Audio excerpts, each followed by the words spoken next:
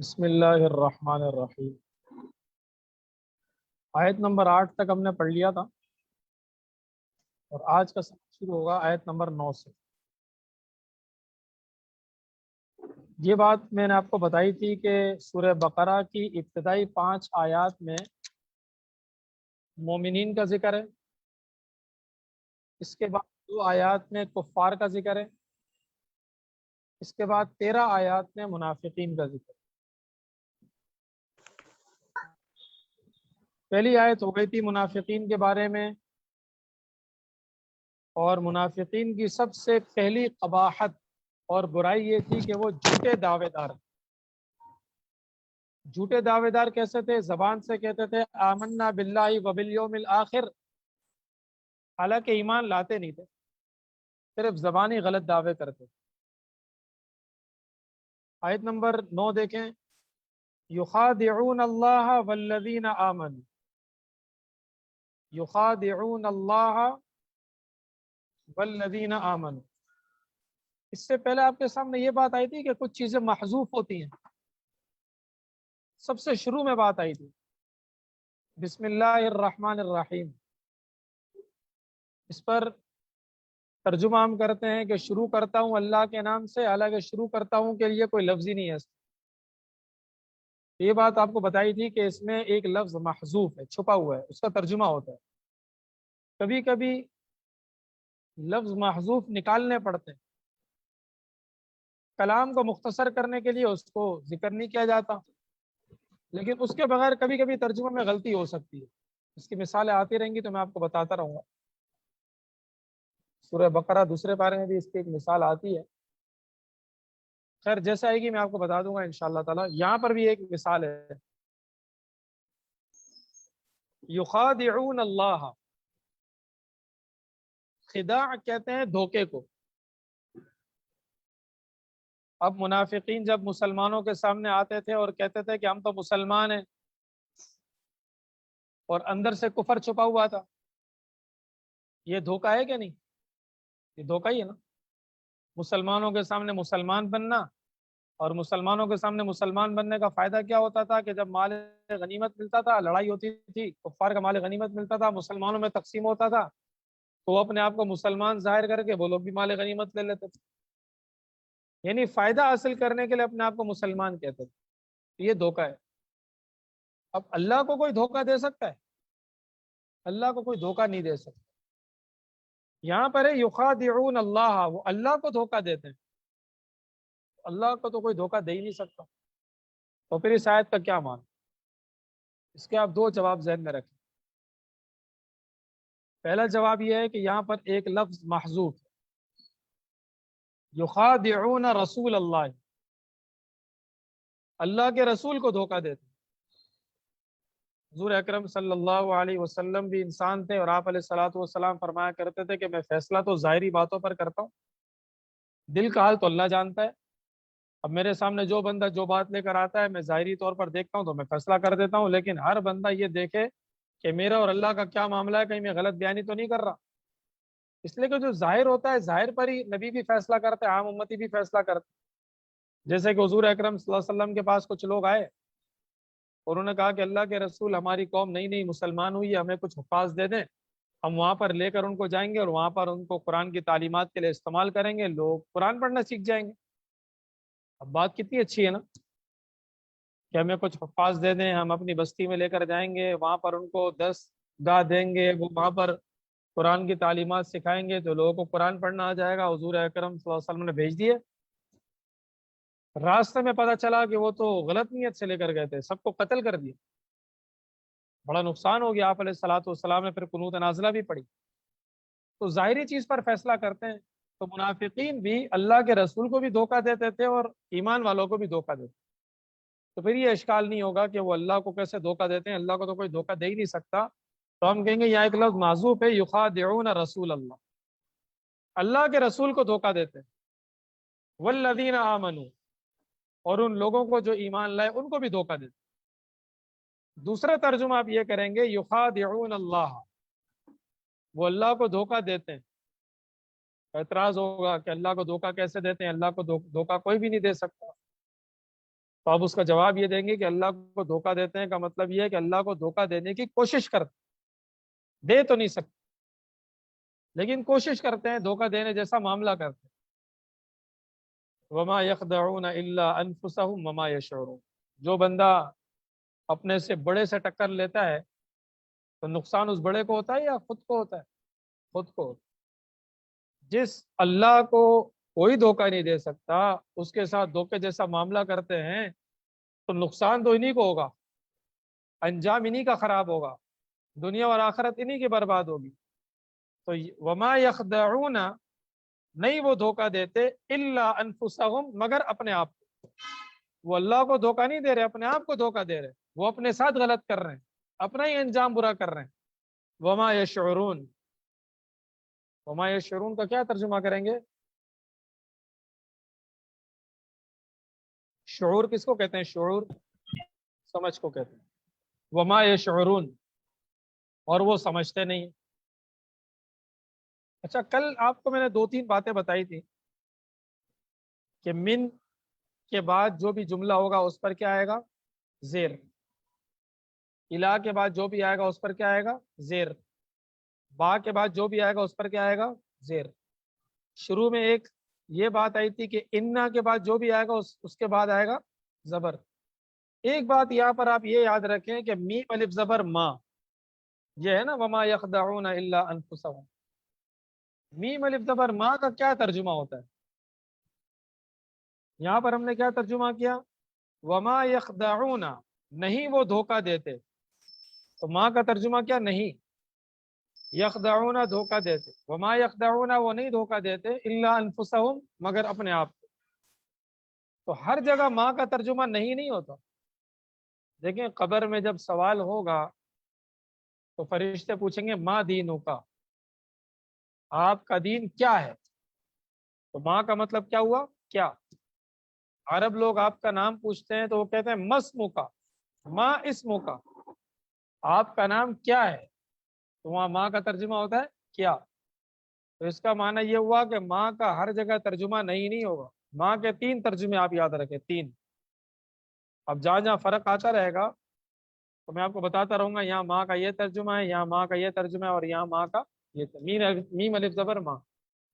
اب پتہ کیسے چلے گا؟ بہت آسان ہے، سیاق اور سباق بتاتے ہیں۔ اگلا اور پچھلا خود بتاتا ہے کہ یہاں پر ماں کا یہ ترجمہ ہونا چاہیے۔ ان 3 ترجموں کے علاوہ کوئی چوتھا ترجمہ نہیں ہوگا۔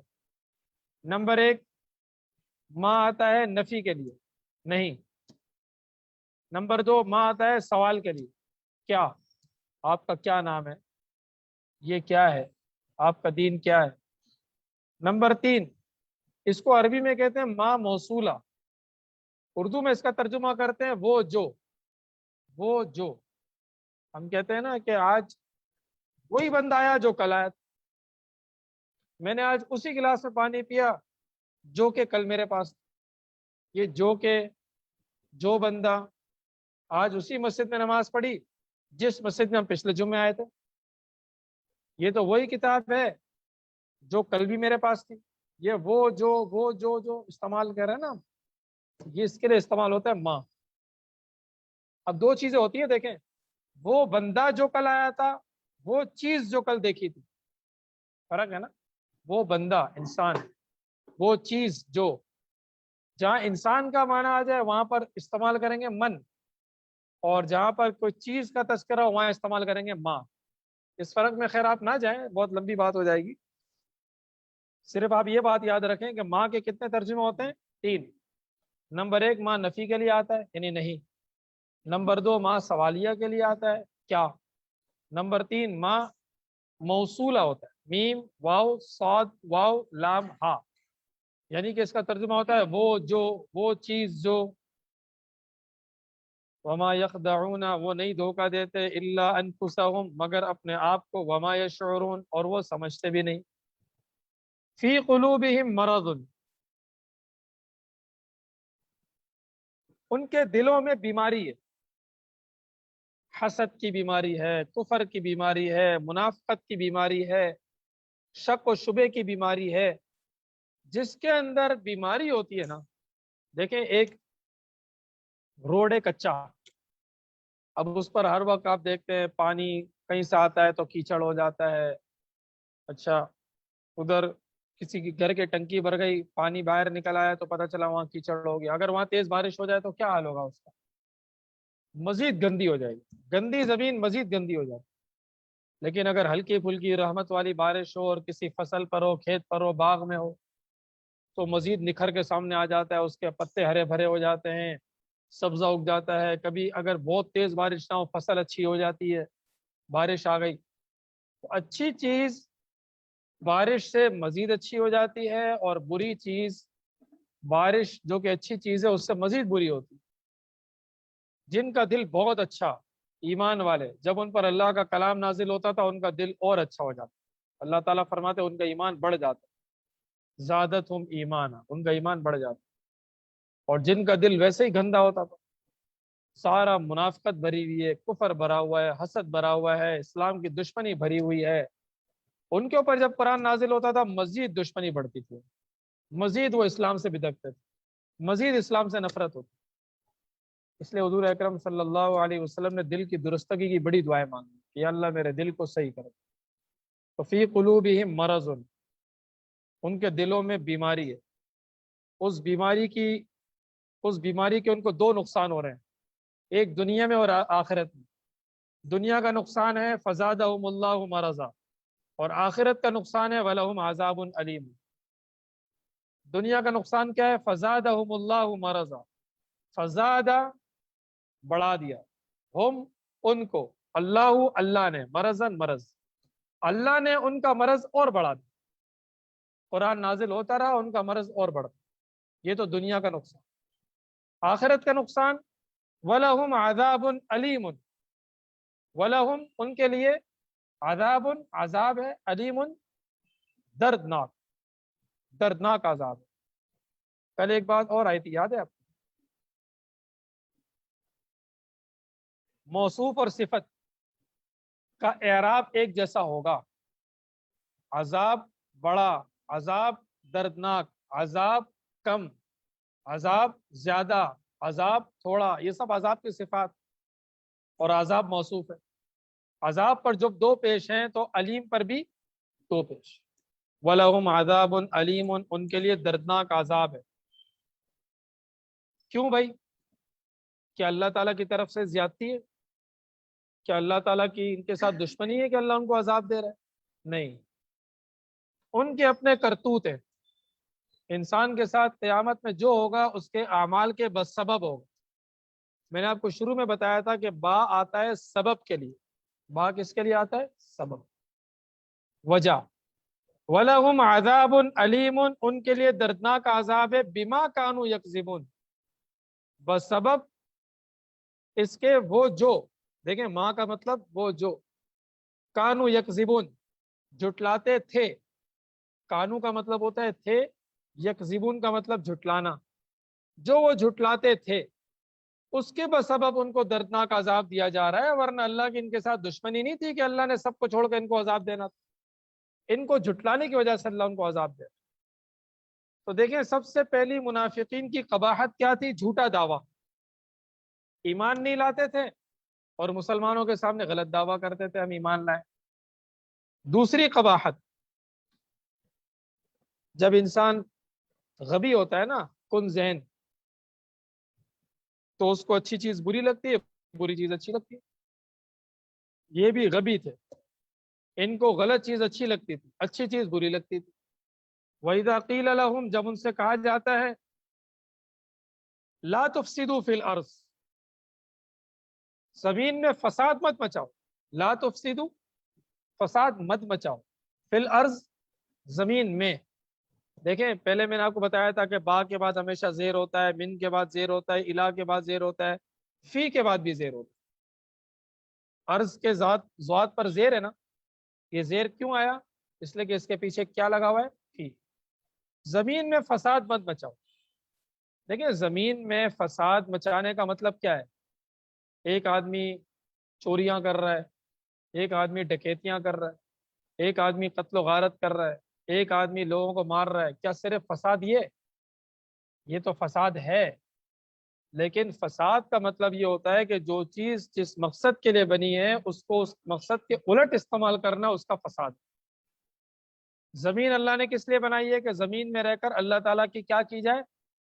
فرما برداری کی جائے، اللہ کی اطاعت کی جائے۔ زمین پر اللہ کی نافرمانی کرنا فساد ہے، اور زمین پر عبادت کرنا اصلاح۔ ضروری نہیں ہے کہ منافقین قتل و غارت ہی کرتے تھے، ضروری نہیں ہے کہ منافقین چوری ڈکیتیاں ہی کرتے تھے۔ منافقین کھلے عام اللہ کی نافرمانیاں کرتے تھے تو اللہ نے فرمایا کہ یہ فساد ہے۔ تو اللہ نے فرمایا لا تفسدوا فی الارض، زمین میں فساد مت مچاؤ۔ تو وہ کیا کہتے تھے؟ قالوا، انہوں نے کہا، انما، بے شک، نحنو، ہم لوگ، مصلحون، اصلاح کرنے والے، ہم فساد تھوڑی مچاتے، ہم تو اصلاح کرتے ہیں۔ تو اللہ نے جواب دیا الا، دیکھیں الا، الا کا ترجمہ ہوتا ہے خبردار، کان کھول کر سنو، غور سے سنو، ہوشیار ہو جاؤ، اہم بات ہے۔ الا تنبیہ کے لیے آتا ہے، تنبیہ کے لیے، الا خبردار، انہم، بے شک وہ، ہم، وہی لوگ، المفسدون، فسادی ہیں، ولکن لا یشعرون، لیکن وہ سمجھتے نہیں ہیں، اس لیے کہ بیوقوف ہے، ان کو سمجھ نہیں کہ کیا چیز صلاح ہے اور کیا چیز فساد۔ وہ فساد کو اصلاح کہہ رہے ہیں اور اصلاح کو فساد کہہ رہے ہیں۔ تیسری چیز، بے وقوف تھے۔ ایک انسان خود بے وقوف ہو تو وہ اپنے آپ کو بڑا ہوشیار سمجھتا ہے، اور اچھے لوگوں کو کہتا ہے یہ تو بے وقوف ہے، اور وہ خود بے وقوف ہے۔ دیکھیں وَإِذَا قِيلَ لَهُمْ، جب ان سے کہا جاتا ہے آمنو، ایمان لے آؤ، کما آمن الناس، کما، جیسے کہ، آمن الناس، لوگ ایمان لائے۔ ہر چیز کا ماڈل ہونا ضروری ہے، دیکھیں اس سے پتہ چلتا ہے کہ ہر چیز کا نمونہ ہونا ضروری ہے۔ ہمارے لیے نمونہ ہے حضور اکرم صلی اللہ علیہ وسلم، اور ہمارے لیے نمونہ ہے صحابہ اکرام۔ ایک آدمی درزی کے سامنے کھڑا ہو جائے اور وہ کہے مجھے دیکھ لو بس، اب میرے کپڑے سی کر دے دو، میں جا رہا ہوں، تو درزی کبھی کپڑے سی کر دے گا؟ وہ کہے گا کیسے سیوں بھائی، یا تو مجھے پورا ناپ دے دو یا مجھے ناپ کا سوٹ دے دو، کوئی نمونہ ہوگا، کوئی ماڈل ہوگا تو میں سیوں گا نا۔ ایسے آپ کھڑے ہو کر چلے گئے میرے سامنے اور واپس چلے گئے، کہہ رہے بس میرے کپڑے سی دو، تو کیسے سیئیں گے؟ تو اس لیے ہر انسان کے لیے، ہر چیز کے لیے ایک نمونہ ہوتا ہے۔ اللہ تعالیٰ نے ہمارے ایمان کا نمونہ صحابہ اکرام کو بنایا، اور صحابہ اکرام کی زندگی بعینی وہ زندگی تھی جو جناب نبی کریم صلی اللہ علیہ وسلم کی زندگی تھی۔ اس سے پتہ چلتا ہے کہ ہمیں کسی نہ کسی کو ماڈل بنانا چاہیے، نقش قدم پر چلنا چاہیے۔ کس کے نقش قدم پر چلنا ہے؟ حضور اکرم صلی اللہ علیہ وسلم کے نقش قدم پر چلنا ہے، صحابہ اکرام کے نقش قدم پر چلنا ہے۔ ہمارے سامنے اگر ایسے لوگ ہیں جن کی واقعی زندگی اتباع سنت کے مطابق ہے، صحابہ اکرام کی زندگی کے مطابق ہے، مستند ہے، ان کے نقش قدم پر چلنا ہے۔ وَإِذَا قِيلَ لَهُمْ، جب ان سے کہا جاتا ہے آمنو، ایمان لے آؤ، کما آمن الناس، جیسے کہ لوگ ایمان لائے، جیسے کہ صحابہ ایمان لائے۔ قالوا، تو وہ کیا کہتے ہیں؟ انؤمن، انؤمن، حمزہ زبر آ، یہ بھی استفہام کے لیے استعمال ہوتا ہے، سوال کے لیے۔ دیکھیں سوال کے لیے بھی 3 لفظ استعمال ہوتے ہیں، میں آپ کو 2-3 چیزیں ٹائپ کر کے بھیج دوں گا۔ ایک تو ماں 3 معنوں میں استعمال ہوتا ہے، اور ایک جب ہمیں کسی چیز کا سوال کرنا ہونا تو 3 طرح کے لفظ استعمال ہوتے ہیں۔ نمبر 1، حل، ہم کسی سے پوچھ رہے ہیں کہ آپ مسلمان ہیں، تو ہم کہیں گے حل انت مسلم، کیا آپ مسلمان ہیں؟ تو کیا سوالی انداز کے لیے ہم نے کون سا لفظ استعمال کیا؟ حل۔ ایک لفظ استعمال ہوتا ہے آ، حمزہ زبر آ، انؤمن، کیا ہم ایمان لائیں؟ ایک لفظ استعمال ہوتا ہے ماں، ماں اور من، ماں دینوں کا، آپ کا دین کیا ہے؟ مر ربو کا، آپ کا رب کون ہے؟ جو ذوی العقول ہوتے ہیں نا، عقل رکھنے والے، ان کے لیے من استعمال ہوتا ہے، اور جو چیزیں ہوتی ہیں غیر ذوی العقول ان کے لیے ماں استعمال ہوتا ہے۔ ماں اور من آپ سمجھے ایک ہی چیز ہے، صرف تھوڑا سا فرق ہے۔ اس کے علاوہ حل اور اس کے علاوہ حمزہ زبر آ. انؤمنو، کیا ہم ایمان لائیں؟ کما آمن السفہاء، کما جیسا کہ آمنا ایمان لائے، السفہاء بیوقوف. تو انہوں نے بیوقوف کس کو کہا؟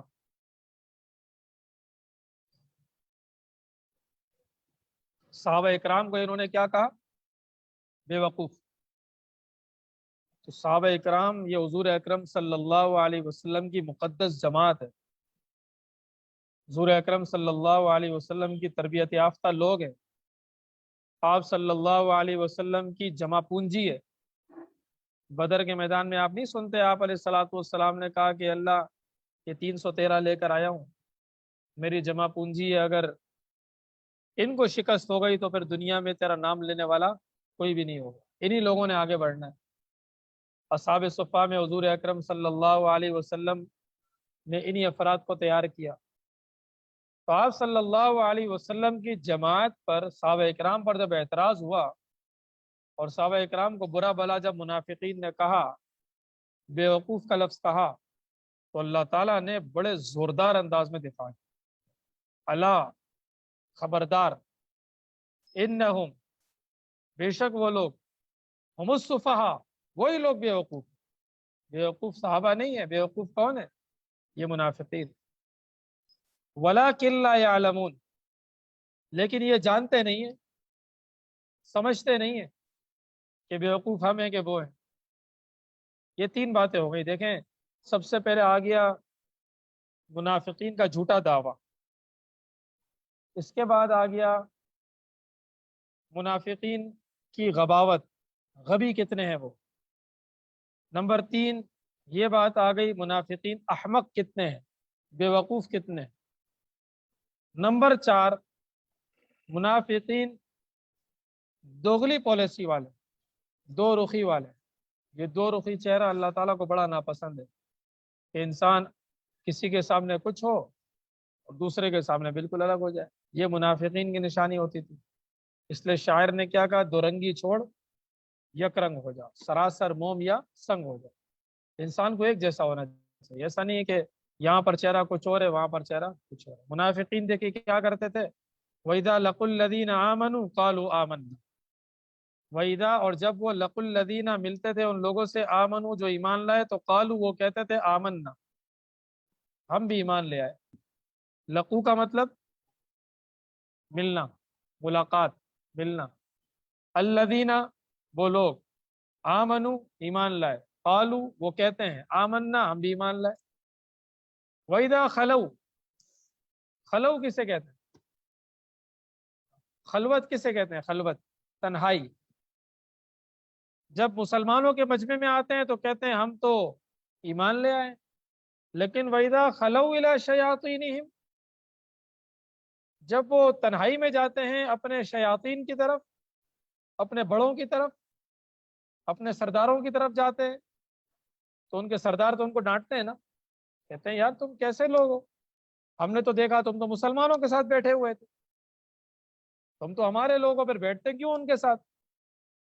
تو پھر کہتے ہیں کہ قالوا انا معکم، قالوا وہ کہتے ہیں انا بے شک ہم معکم تمہارے ساتھ. تو پھر وہاں کیا کر رہے تھے؟ تو جواب دیتے ہیں انما نحن مستہزئون، ہم تو ایسے ہی مذاق میں ان کے ساتھ بیٹھے ہوئے تھے، سیریس نہیں تھے، سنجیدہ نہیں تھے، ایسے ہی مذاق میں ان کے ساتھ بیٹھے ہوئے تھے تاکہ ان کی باتیں اگلوا لیں، ان کے راز فاش کر لیں، ان کی ساری باتیں ہم نکال لیں، اپنے مفاد سارے نکال لیں، ان کی کمزوریاں پکڑ لیں. جب یہ سب ہو جائے گا تو یہی تو آپ کے ہم بتانے کے لیے آ رہے ہیں کہ ان کی یہ کمزوری ہے، ان کے یہ راز ہے، ان کی یہ منصوبے ہیں.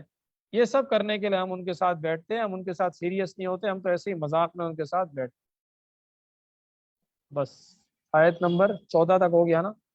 اب آیت نمبر 18 تک ہمیں پہنچنا ہے، اور کل انشاءاللہ تعالی. اور آیت نمبر 18 کے بعد آپ کو انشاءاللہ ایک پیپر مل جائے گا، پھر اس کو آپ حل کر لیجیے گا. ٹھیک ہے، چلو السلام علیکم.